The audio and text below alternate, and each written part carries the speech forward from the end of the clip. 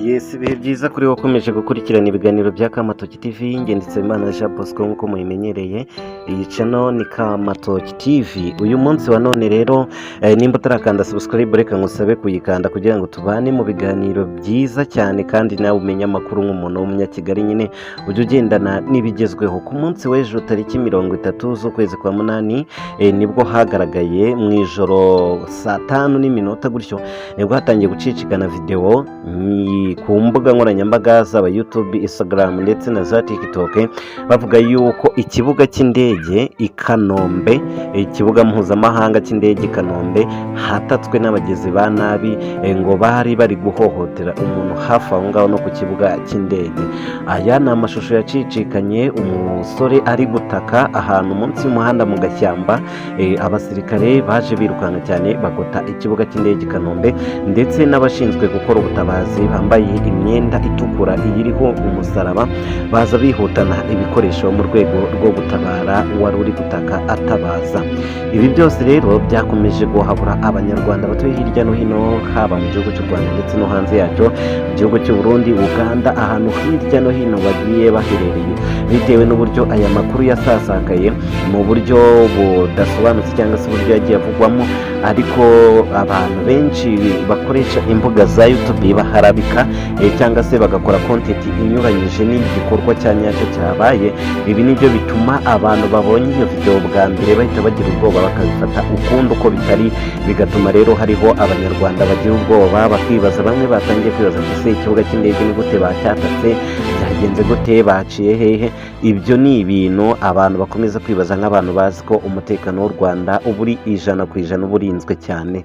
Ibi ngibi rero byose niyo mpamvu nafashe umwanya nk'uko nsanzwe mbikora iyo mbonye amakuru y'ibinyoma ari gutangazwa hirya no hino, mpita nongera nkafata ya makuru ngiye nk'ayabasesengurira nkaza kubaha ukuri kuri ayo makuru aba ari kugenda avugwa. Niyo mpamvu ngusaba gukanda subscribe na like kugira ngo mu gihe ibinyoma byacicikanye ku macano cyangwa se bagiye ubyumva n'abantu ugere kuri iyi channel ubashe kumenya ukuri kwa nyako. Nujya kubwira inkuru mugenzi wawe nawe umubwire inkuru uzi kandi uhagazeho, uzi neza ko yatangajwe n'ikinyamakuru cyizewe. Kanda handitse like rero na subscribe ubundi tukomeze ikiganiro cyacu. Nakomeje kubyumva mu gitondo cya kare gutyo mu masaa 2 nibwo nagiye kumva numva Petit Frere araje arambye ati bimeze bite, ndavuga ati ni fresh. Ati se wabonye amakuru ari gucicikana ku rubuga rwa YouTube? Se nayaye? Ati wabonye yuko ku kibuga cy'indege Kanombe bahatatse?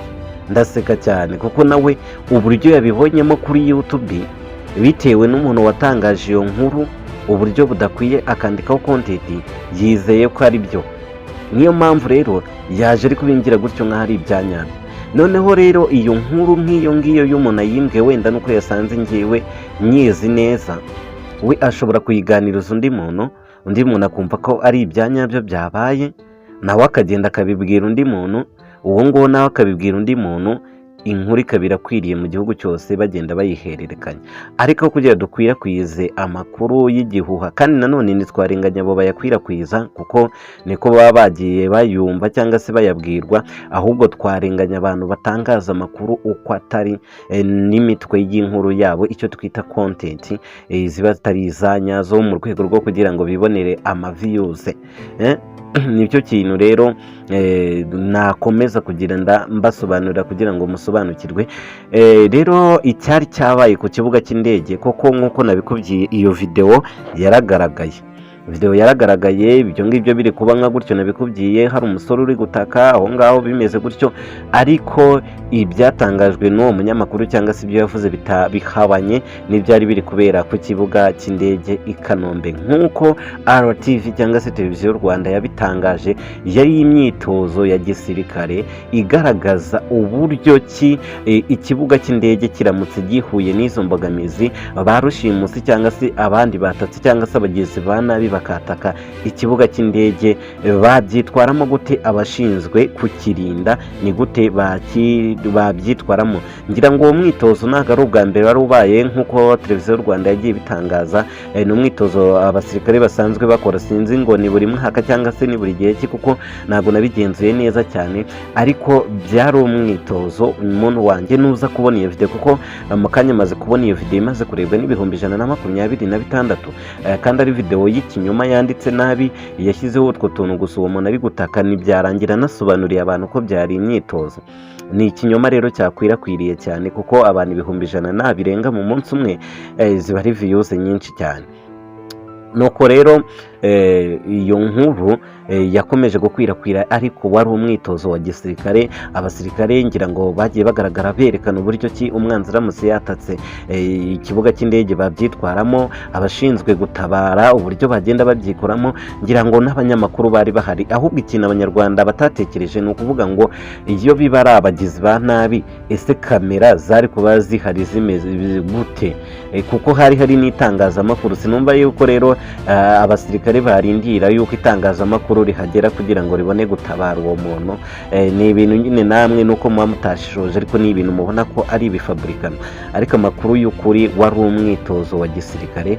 Bari kwerekana uburyo bakitwaramo mu gihe ikibuga cy'indege cyaba gihuye n'ikibazo nka kiriya bari kwitoza nyine gukemura. Ngayo nguko rero njye nakubwiye yuko inkuru zanjye ari inkuru ziba zizewe, nza nkaguha ubusobanuro buhagije kuri ayo makuru kugira ngo ubashe kuyamenya, utayajyana ari igice ukayabona gutyo nawe ukagenda uhinda uyabwira abandi bantu. Ariko ibyabereye i Kanombe byari imyitozo nk'uko muri kubibona hano. Rero aba basore babiri baryamye hasi, ndabona imbere yabo sinzi nimba hari n'intwaro, ariko muri kubabona abangaba rero nibo babiri bari muri iryo shyamba, nibo bari gutaka. Igisirikare cy'u Rwanda cyabakuyemo byihuse cyane, cyabatunze imbunda. Abasirikare mubona ko bari bikamafuye ku rwego rwo hejuru. Iyi foto iri hasi ni abatabazi, nabo rero bari kwihuta cyane, bagiye bajyanye n'ibikoresho by'ubutabazi. ngira ngo muri kubona za burankari zino batwaraho abarwayi. Muri kubona yuko nyine ni umwitozo wari wishimishije, bari kwerekana uburyo ibyo bintu byakorwamo. Mukomeze rero kugira ibihe byiza no kumererwa neza. Nari Bosco Nsabimana, iyi channel ni Kamatoki TV.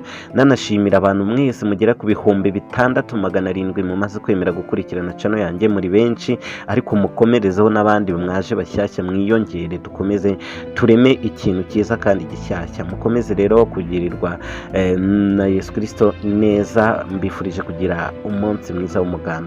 Mukomeze kugubwa neza. Bye bye.